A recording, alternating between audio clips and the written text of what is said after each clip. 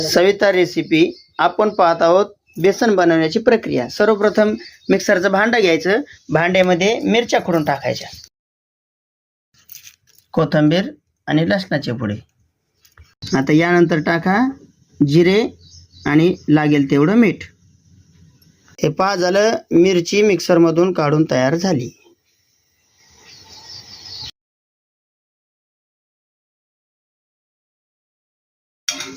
कांद्यामध्ये बेसन टाकलं, आता त्यामध्ये मिरच्याचा ठेसा बनवलेला टाकायचा। तेलामध्ये कांदा परतून घेतला, पत्ता टाकला। आता ते सर्व बनवलेलं आता मिक्स केलंय आणि त्याला एक 5 मिनिटं आता वाफेवर ठेवायचं गॅसच्या स्लो मोशनवर।